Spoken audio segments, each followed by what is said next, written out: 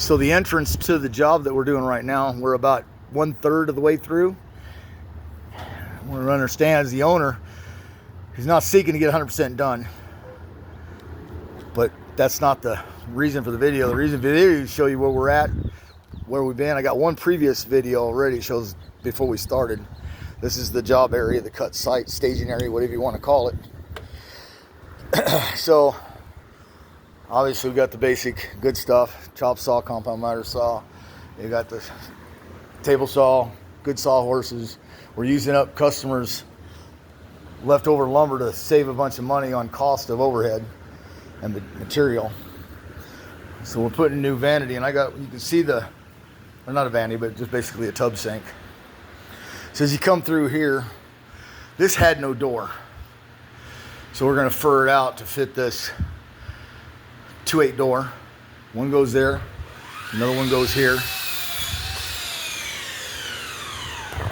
We went ahead and got the trench cut and dug out for a tub. And then that area there is going to be the plumbing for a washer. Then this is our vent down to the drain. We haven't gotten that far because it's on hold, because don't really need it for the job that we're on, because this is retail. If you can see here, what we've done is a lot of repurpose of old lumber. The bottom plates are new, old concrete, so we use blue Tapcons to fasten it to the foundation. We also used an adhesive at the bottom, as you'll see, that's underneath the outside on that door along the wall. For the reason that it's up so high right here, this has all been repurposed. All this, everything. All this has been repurposed. Ripped down on the table saw out of 2x12s, so on. Obviously, the previous video, you know that we went and pulled the toilet, pulled the old sink. We're putting a new sink in that I just showed you. These are all the 4x6s that we used. This thing is stout. We were joking around. This is more like a safety room, I think. What do they call that? Emergency safety room. Anyway, put that block in here. We're gonna hang this, not hang it, but rather than just let it sit completely on the floor. So we put 4x6 joists right here, every 2 foot. So you got 1, 2, 3, 4. And then that handles the joist. The 4x6 is going down here. Handle all your king stud, trimmer, and jack. Well, I guess the trimmer and jack, same thing. I've worked in different parts of the country. They have multiple names for the same thing. But anyway, that's that. We went ahead and cut off all the old stuff and put new plumbing on here. Cut that off because it was going to a bib that was right there, so that's all taken off and redone. We're going to use this as hot wire, so we're going to use this to come down.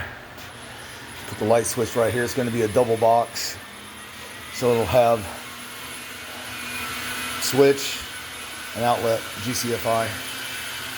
Pretty simple, really. I mean, super easy. Getting ready to block all the way across here. We're going to block at 3 foot. We're going to block at 5 foot. And then I'm also going to go 3 and 5. Easy numbers to remember, so you want to hang some things, shelving or whatever, the blocking is behind there. Pretty simple. We're going to leave this side open, and our concentration today is we're going to clean this floor real good, which has already been scraped really good. We use this right here. We use this tool with this blade to get up that linoleum backing and glue. Worked really good. We still have to put the rim on this. And then as far as our fasteners, how we fastened everything down, a little extra on the bottom. You can see one about every 16 inches staggered. Then at the top, it was the same concept. 2 there and then staggered all the way down to the other end, and 2. This doubles as drywall or drywall stud, and then this is the shower door backing when in time comes. And then it's going to be a tub with the shower stall backing. And that's where we're at now.